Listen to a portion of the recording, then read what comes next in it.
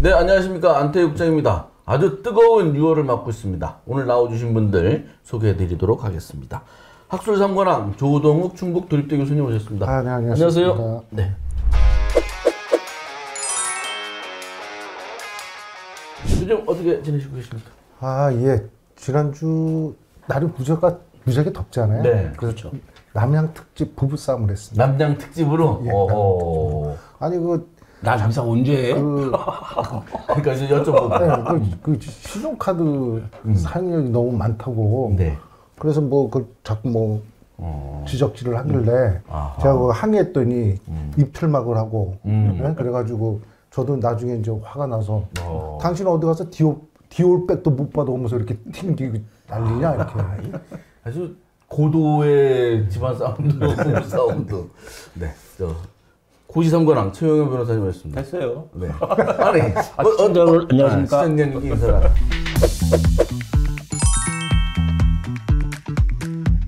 어떻게 거기는 안 싸워요? 싸울 일 없어요. 거기 사이가 좋더라고요 부부가. 이게. 아니 대화를 안 하니까. 아니 겉으로 술을 마신다며 같이. 요새는 안 마셔요. 그렇습니까? 아니 부부 사이가 아주 좋았고. 그거 좋은 거예요. 여기 자주 싸우시니까. 그러면 아직은 잔적이 남아 있는 것 같아요. 아직도 클 키가 남으셨나 봐. 싸우면서 크다고 그러잖아요. 오늘은 그래서 여의도에서 싸우시는 분들 얘기 나누도록 하겠습니다. 잘 아시다시피 민주당이 상임위원장, 국회의장도 뽑고 민주당 부의장도 뽑고 상임위원장도 18개 중에 11개 상임위원장을 이제 단독 뽑았어요. 그래가지고 국민의힘이 등원하자마자 피켓 시위하느라고 의원들 뽑던데, 자 어떻게 된 건지 예정된 수준인지. 근데 상임위원장은 어떻게 뽑는 거예요 원래? 원래 국회법에 따르면 단지 국회법에는 국회 본회의에서 투표로 결정하도록 돼 있어요. 18개 상임위원장을 단지 국회에서 투표로 다 선출하라 이렇게 돼 있는데, 그동안의 전통을 본다고 그러면은 이 정당 간의 협의로 이미 자리 배분을 해왔잖아요. 그렇죠. 미리 자리 배분해서 투표는 형식적으로 이렇게 해왔는데, 그러한 전통 중에서 법사위원장 같은 경우는 중요한 자리이기 때문에 법사위원장은 국회의장과 다른 정당 사람 의원이 그렇죠. 맡도록 했고, 그다음에 또한 중요한 자리인 운영위원장은 대통령실이나 이런 정부 핵심 기관을 감독하는 관장하는 기관이기 때문에 여당에서 여당 몫을 해줬거든요. 이것이 거의 이제 13대 1987년 13대 국회에서부터 거의 정착이 돼 왔어요. 근데 이번에 그런 전통이나 관례를 완전히 깨고 민주당이 상임위원장 중 특히 법사위원장과 운영위원장을 자기들이 하겠다라고 해서 분란이 일어난 거죠. 이게 이제 예정된 수순이었던 겁니까? 그렇죠. 곧 제가 봤을 때는 아마 뉴스에 나올 게 민주당 18개 상임 및 전석 석권 18개. 18개 다 먹는다? 그거를 얘기를 좀 하려고 하는 거예요? 지금 이제 7개 안 받으면 민주당이 그냥 다 손투자버리겠다 이렇게 예고를 했기 때문에 그렇게 진행이 될 것 같아요. 그래서 지금 말씀하신 거 보면 법사위원장은 정청래 최고위원이고 운영위원장은 박찬대 원내대표죠. 그 다음에 과학기술정보통신위원장은 최민희 재선 의원인데 이분들의 캐릭터가 또 독특하잖아요. 그렇죠. 이 사람들의 역할은 뭡니까? 이게 가장 핵심적인 요직이죠. 법사위 같은 경우는 우리나라에서 상원 역할을 할 정도로 법안 전체에 대해서 통과를 거쳐야 되잖아요. 그다음에 운영위원은 대통령실을 관장하는 데고, 그 과방위 같은 경우는 방송을 관장하기 때문에 가장 핵심 요지인데, 이 상임위원장으로 임명한 사람이 대부분이 전투력이 강하다 이렇게 소문난 의원들이거든요. 네. 그러니까 그 전투력이 강한데 도대체 무슨 전투력이 강한지는 의문이지. 그러니까 지금 변호사님 말씀처럼 여기는 국힘에서 안 들어가려고 그래, 이분들이 상임위원장이라면. 그러니까 지금 제가 듣기로도 뭐냐면 딱 그런 거 비슷한 것 같아요. 내가 언제 바이든으로서 난리면이라고 그랬지. 그러니까 아예 남의 말 안 듣는 거 난리면이라고 그랬다니까 이런 식의 스타일. 그러니까 민주당이 다수당이니까 상 밀어붙일 거다? 아니, 그리고 성격 자체가 여기 지금 상임위원장들 성격 자체가 아주 막 그런 쪽에 소문난 분들이에요. 특히 정청래 의원 같은 경우는 바로 옆자리잖아요. 저기랑 당대표랑. 그렇죠? 국회에서도. 맞아요. 그 정도로 최측근, 아주 대변인 정도 이렇게 취급되는 양반인데 그분이 법사위 맡았다. 아니 참, 그리고 내년에 지금 김은혜 의원 요번에 당선됐죠? 정당에서. 그쵸, 제 후배 김병욱이를 간신히 이기고 당선이 됐던데, 김병욱 화이팅 해라, 그렇더라도. 근데 아마 김은혜 의원이 내년에 다시 대통령실 홍보수석으로 갈 가능성이 있어요. 아 그래요? 예, 아마 나오겠죠. 대통령께서 김은혜 의원님 이야기는 좋아요. 대통령께서 석유라고 얘기 안 했고 석유라고 얘기했습니다. 아, 석유였습니다. 아 그거를 잘 또 막기 위해서. 예. 아 그렇군요. 김은혜 의원님은 그러고 보니까 뭘 하는지 거의 안 보이잖아요. 그렇죠. 그렇군요. 죄송하지만 국민 밉상 그런 쪽에 좀 많이 있지. 배영진, 뭐 나베. 네. 그래서 이제 교수님께서 그러면은 뭐 나머지 18개 다 먹을 거다. 국민의힘이 반발하고 협상에 응하지 않으면 진짜 그렇게 가는 거예요? 아 그럼요. 이재명 대표의 기질상 그분이 싫어? 그럼 밀어붙일 뿐이지. 절대 뭐 그거 갖고 야 저기 좀 꽃평 줘가면서 하자 이렇게 안 할걸요. 아 그다음에 그 오타가 난 것 같은데 지금 시나리오 보면 그런데 국민의힘은 바바리만 하고 있지 뚜렷한 대안이 없어 보이네. 반발이 아니라 바바리 무슨 바바리 하면 막 이상하게 많이 떠오르는데. 그러네. 아무튼 이재명 대표 기질상 밀어붙입니다.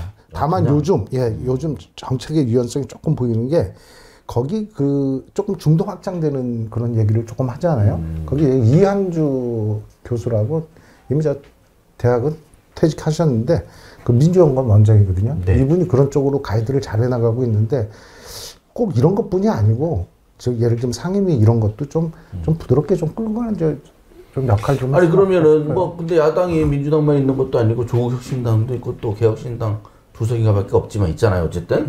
그런데 국민의힘이 이렇게 이제 반발하고 뭐 이렇게 할 경우에 야당 단일 대우로 18개 싹 가져갈 것 같아요. 아니면 협상이 여지가 있습니까? 일단은 민주당이 7자리 냅뒀잖아요. 국민의힘 몫으로다가 냅둔 건데 그 자리를 국힘이 받지를 않겠죠. 이건 전례도 있어요. 4년 전인 21대 전반기 의회에서도 민주당이 그때 다수당이었잖아요. 그때 상임위원장 배분 문제로 다툼이 있자 그냥 다 임명해버렸어요. 다 모든 자리를. 모양새는 지금 똑같은데 지금이 더 최악이지. 그때는 뭐냐면 민주당이 여당이기 때문에 운영위원장은 당연히 민주당 몫이었기 때문에 그때는 그나마 덕이었는데 지금은 야당이잖아요. 운영위원장까지 가져갔기 때문에 모양새는 더 나쁜데 그때도 국힘 안 받았어요. 안 받고 1년 동안 계속 하다가 1년 뒤에 결국 협상해서 원래 자리 복귀를 했는데 이번도 마찬가지로 국힘에서는 받질 않고 당분간 그럼 대응책이 뭐냐 아까 말씀하시잖아요. 사실 국힘은 대응책이 없어요. 그냥 국회 보이콧밖에 없지. 그러니까 계속 국회 불출석하거나 뭐 부의장 선출 안 하고 상임위 일방 지정하면 사퇴해버리고 이렇게 국회 보이콧하는 방법밖에 없지 않나 생각이 돼요. 아, 그냥 벼랑 끝 전술이. 그러니까 양쪽 다. 양쪽 다. 원래 또 그런 식으로 또 이번 국회가 구성됐잖아요. 그러니까 쌍꾼들만 쫙 모여가지고 국민들만 피곤한 거야. 그리고 참. 그 18개 상임위가 진짜 다 밀어붙일 수도 있는데 그럼 충북에는 좀 꼬평이 생길까요? 제가 이제 궁금한 게 충북에는 이모선 의원이 재선이고 나머지 4명은 초선이니까 좀 어렵죠? 일단은 박덕흠이나 이종배 의원 같은 경우 국힘에 그분들은 다선이기 때문에 상임위원장은 당연히 배분을 받을 만한 그 위치에 있는데 지금처럼 민주당이 그냥 일방적으로 입법 독주를 한다고 그러면은 지역의 우리 의원들은 대부분이 초선이잖아요. 그렇기 때문에 상임위원장 배분을 받지 못하기 때문에 괜히 돌멩이 맞은 꼴이 되지 우리 충북은 그런 꼴이 될 확률이 높죠. 하여튼 뭐 박덕흠 의원은 건강하려고 뭐 문제 있는 그 다음 날에도 골프 치고 뭐 그랬었더만. 이게 좀 참 바람잘 날이 없어요. 민주당이 이번에 이렇게 상임위원장 문제에 대해서 일방 독주를 하는데 그 이유는 뭐 총선 민심, 총선 민심 따른 거다라고 하고 두 번째는 법대로 한 거다. 관행보다 법이 우선 아니냐 이렇게 얘기를 하는데 과연 총선 민심이라는 게 그때 5%포인트인가? 그 정도밖에 격차가 안 났잖아요. 과연 5% 정도밖에 안 되는 민심, 이긴 민심이 과연 국회의장단이나 상임위원장 독식하라. 이게 민심이에요? 민심이 지시하는 게 그건가요? 과연 이런 문제가 있고 두 번째는 법대로라고 그랬는데 민주당은 법대로 하는 거다라고 하는데 그러면 대통령이 거부권을 하거나 뭐 시행 정치를 하거나 대통령실도 그러거든요. 법대로 하고 있다. 거기에 대해서 어떻게 반박을 할 거냐는 거지. 사실 총선 민심도 아니고 그다음에 법대로도 이건 아니지. 그건 완전히 무시하고도 입법 독주를 한다고. 그러니까 지금 다 가지려면 다 잃는 거예요 원래. 그렇죠. 다 가지려면 다 잃는 거예요. 그런 비판이 엄청나게 많잖아요. 우려가 지금 민주당 내에서도 야 이러다가 우리 진짜 큰일 난다. 그런 우려가 많이 제시되는데 전 여기서 또 아까 야당 얘기 나왔잖아요. 야당이 민주당만 있는 게 아니거든요. 네. 조국 혁신당 있고 개혁신당 있고 그렇죠. 진보당 있어. 난 희한한 거는 개혁신당이 왜 여기 참여했을까? 지금 민주당이 입법 독주 요번에 저기 결정하는 상임위원장 하는데 왜 참여했나? 난 그건 조금 의아했어요. 난 개혁신당 참여하지 않을 줄 알았어. 일단 합의 정치가 우선이다라고 해서 한 발 뒤로 뺄 줄 알았더니 참여를 했단 말이에요. 오늘 민주당으로서는 모양새를 더 갖추기 좋아졌지. 민주당 독주가 아니라 야당이 전체 모인 거야라고. 그렇지만은 개혁신당으로서는 조금 모양새가 저기가 이미지가 국민의힘이 미워서 그러는 건가요? 아마 상임위원장 배분 미략이 있었던 거 아닌가? 아, 그래서 근데 자격이 있는 초선이기 때문에 거기도 자격이 있는 적은 없는데 개혁신당이 참여한 건 근데 좀 이해하기 일단은 힘들었어요. 그쪽은 한이 더 맺혀 있는 게 국힘 쪽이니까 심정적으로도 그렇게 갔을 수도 있고 그다음에 저기 그 변호사님 말씀처럼 초선이라 그래도 당 배분할 수는 있겠죠 나름대로.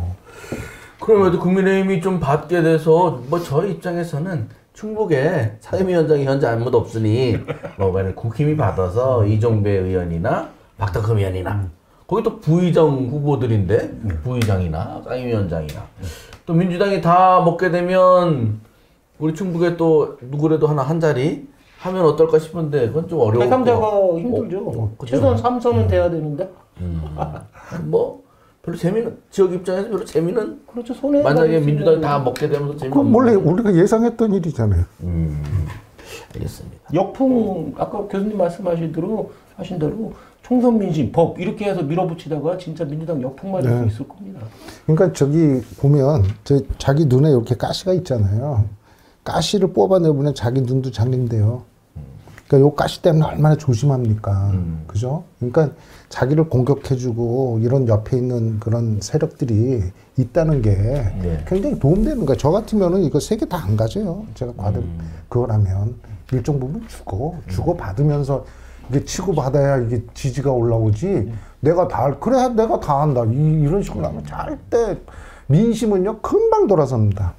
근데 정치 협상이 좀 살아있기를 바라는데 또 하나 또 재미있는 게 민주당이 당원을 개정해가지고 당대표 임기를 사실상 이제 연장하는 그렇게 이제 바꿨잖아요. 이것도 무리수라고 비판이 엄청 있죠. 뭐 이재명 당대표는 그렇게 하지 말라고 그랬지만 그렇게 됐잖아요. 10일날 사실 10일날 민주당 최고위원 회의에서 결정된 거는 당원 당규 개정으로 결정된 건 두 가지예요. 크게 보면 대선 출마 당대표 사퇴 시한을 기존에 선거를 1년 전에서 그냥 당무위에서 의결을 조정하도록 한다라는 거고 또 하나는 부정부패로 기소된 저기 당대표 같은 경우 직무정지 되도록 돼 있는데 그것을 삭제해 버렸잖아요.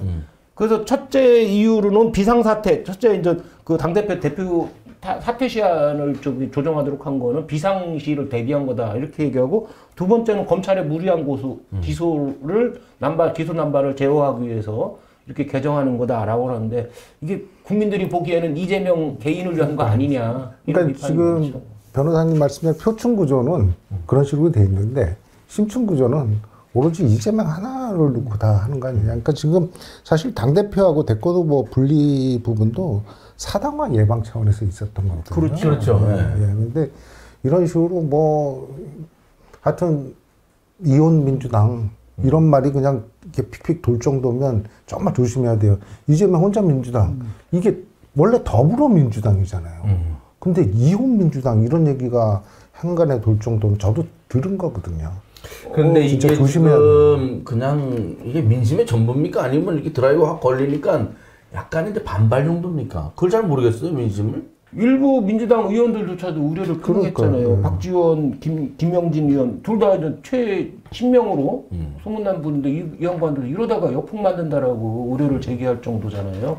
그렇기 때문에 그리고 또 아까 교수님도 말씀하셨듯이 그 규정들이 뭐냐면은 그 당권, 그 사당화 말씀하셨지만은 당권과 대권을 독식한다. 특정인이 독식하는 걸 막고 공정 경선 등 그 당내 민주주의 이걸 확보하기 위한 거거든요. 근데 이거를 완전히 삭제한다고 그러면 그럴 만한 명분을 내놔야 돼요. 이유를 내놓고 해야 되는데 그럴 만한 이유도 제기하지 않고 그냥 변경한다?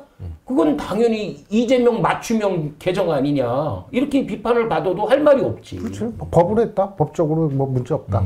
그다음에 정말 저 어저께 굉장히 그 충격을 받았는데 방송 녹화를 갔거든요. 네. 근데 그 방송 작가님이 굉장히 그 저희 쪽에 진보 쪽에 가까운 분이었어요. 근데 딱 하는 말씀이 지금 이재명 대표나 민주당 하는 것을 봐서 자기 중도에 있을 수밖에 없대. 싫대요. 여기는 너무 싫고 윤석열 쪽은 너무 싫고 이쪽이었는데 개나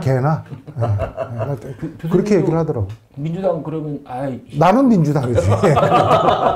이재명은 아니고 난 이재명이지. 계속 남아 있으실 거예요? 난 그래도 민주당이지.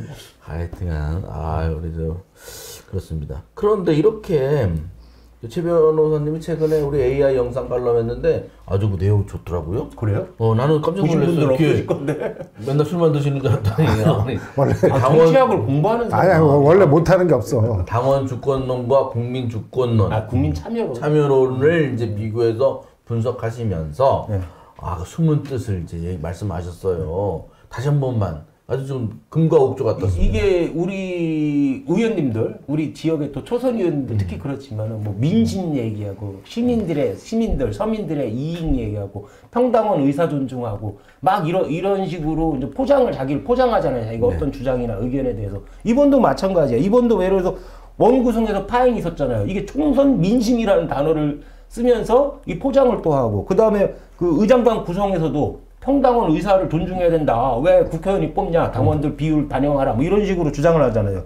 그러니까 국회의원님들은 항상 얘기하는 것이 뭐냐면 민심, 그다음에 서민 이익, 평당원 의사 존중하는데 실질적으로 쳐다보면 본인들의 그 자리 보전, 그다음에 당 패권자나 강성 지지층들, 강성 당원들의 그 맞춰주기, 비율 맞추기.